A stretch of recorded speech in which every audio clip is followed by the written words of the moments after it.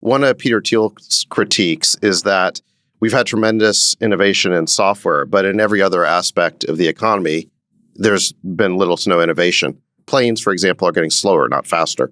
Would you believe that position from him? I don't buy that position. Well, I mean, with the exception of like what Elon has been doing with the genomic revolution. He misses life sciences entirely in that point.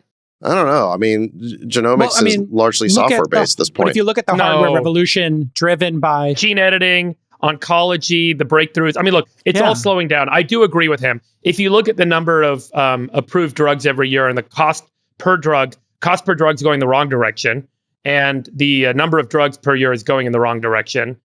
So there is an argument to be made there. But there are arguably some quantum leaps in the types of medicine that we're applying. We didn't have biologics 40 years ago. We didn't have gene therapy 10 years ago. These are new modalities for therapies that didn't exist as we've engineered the molecular world to do amazing things in the biochemical application space. So I think there's elements of this that I disagree with, but I think the general trend lines, as he points out, is totally true. Yeah, but with planes, I think we made a conscious decision. He always cites the plane issue. Hey, we don't have the Concorde. We're going backwards in terms of speed. I think that was a deliberate cost-cutting measure because people aren't willing to pay to go faster and burn more fuel. So they made an economic when you have decision innovation, the price gets cheaper. That's right. Same with electricity. Same with energy. Electricity is getting more expensive, not cheaper. But if you look at if we wouldn't have the massive gains in artificial intelligence and machine learning if it hadn't been for the revolution in GPUs, storage, and data centers and microprocessors and the iPhone. Yeah, but that's kind of the point, is that we were promised flying cars and instead we got 280 characters. Not that Twitter/X is bad, but that's just where all the innovation has been, is in IT. That I agree with. Yes. So they figured out, keep figuring out how to put more circuits on a transistor or whatever, and keep Moore's law going. Or I don't know. I could show you agricultural. GPUs, but I could make a different argument by showing you human lifespan and agricultural yields. I mean, agricultural yields continue to climb because of our ability to engineer in a smarter and better way every generation. There's a lot of counter arguments to that point. I would say what's valid about it is go ahead, Chamath. I was going to say the reason we don't see these kinds of innovations is because the ruling class has clogged up and sclerotically dominated all the places where you'd have this massive forms of innovation, like regulatory capture. Yeah. No. That's like a talking about universities. That's like a boogeyman. So get the boogeyman out. The regulatory capture is there forever. Like, why was this paper published on ArcSiv? Because every other form of publishing mechanism is sclerotic, it's establishment, it's hierarchical, it's about people basically dominating their own little forms of payola, right? And so Nature, JAMA, all of this stuff works this way. And so what happens? You don't get fundamental innovations that happen in labs. You have things that feed research proposals, that feed people who need to basically establish their supremacy. You saw the Stanford professor get booted out because of stuff that the president of Stanford.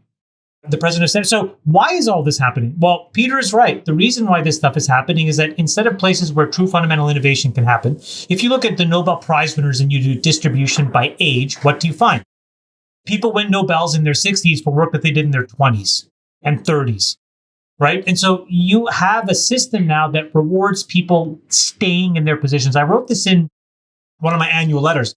If you look at the average age of leading people in schools, they're 70 years old. If you look inside of Congress. So there's all of this stuff that just kind of sclerotically prevents young, naive people from basically going out and really pushing the boundaries in specifically this case of science, of fundamental science. And so for every innovation, I think the question to ask is, what other innovations are we missing? And if innovations are on a fundamentally well-established pathway that defends a bunch of work of senior people before it, it'll get supported. And I would say that genetics is a perfect example of that.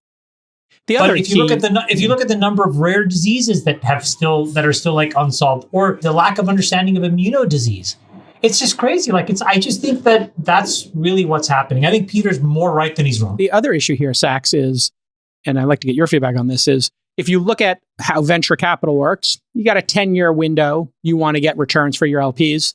You look at how this fundamental research, we just said this started in 1999. That's why it's called -99. This thing took 25 years to get to this point. is part of this issue that you have this big opportunity zone between, say, ventures window, 10 years, and then academia, which you put at like 4 decades there, Chamath, 20, year olds getting their rewards in their 60s. How much of this has to do with we don't have a platform in between venture and academia? That's not the problem. I mean, so it's true that VC funding, typically you want to go to the commercialization of an idea, and that the underlying platform shift already exists. And usually that comes from some sort of breakthrough that happened in academia. I mean, that's basically what happened with the internet. So yeah, you do not want VC funding typically going to basic R&D, fundamental science R&D. It's just really expensive, takes too long, and too unknown. So you want that stuff kind of done more at the academic level. The question I have is how much of what's happening in academia is basically either irrelevant or fraudulent. So Chamath, you brought up the Stanford president. I think the story there is he had 5 papers about Alzheimer's research and related topics like that, where they found out that the papers are basically bogus and quasi-fraudulent. So how much of the work that's being done in academia, how many of these papers are basically bogus? Well, the thing with peer review is it's presented like it's a great, incredible solution to the world's problems. But I think what it has inherently wrong with it. So the positive part of it is theoretically you have error correction, right? But here, what you don't find is that error correction actually even happened. And so it takes some young 20-year-old kid at Stanford who's a journalist, whose family were journalists, to basically figure that out. So instead, what were those papers doing? They were supporting a rising up and coming person because they thought that, he would support them at some point. This is like the whole corrupt Fauci system at the NIH. What do you think, Friedberg? Chamath and Sachs are presenting academia as corrupt.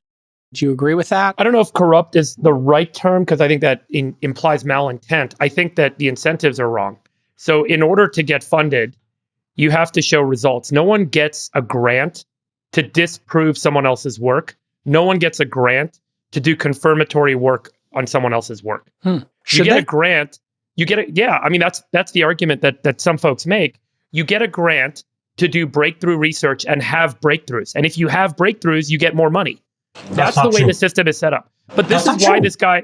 This is why. Well, let me just finish. I think it's corrupt. I think it's corrupt. There's no funny breakthroughs. Come on.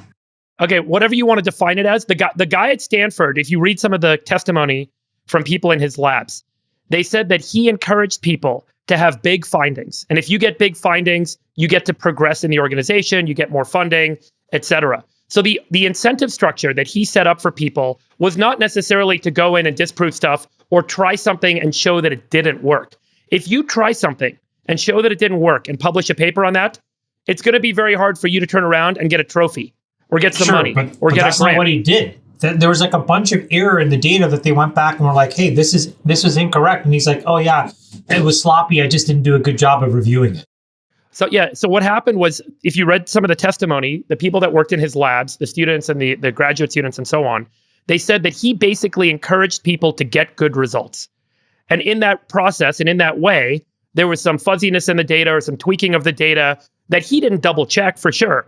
But he was encouraging this sort of system of performance. And the system of performance says you've got to show results. You can't show non-results. And if you show non-results, there's no money. And the reason they're doing that is marketing. They want to market and get more attention so they get more donations. Yeah, exactly. The problem with pure research is that you have to get funding to do your research. Where do you get your funding from? You get your funding from federal agencies, from nonprofits, from your donors.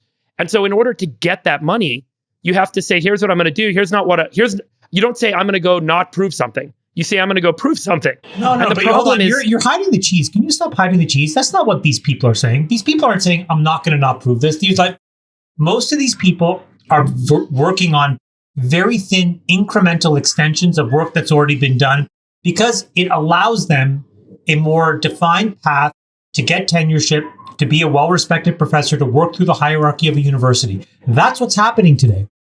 And the reason why that stuff gets funded is that those are the same people that are in charge of the funding infrastructure at NIH and all these other places. What we don't have is something that says, go and write the most ambitious proposals and I'm going to go fund it. Yeah, I think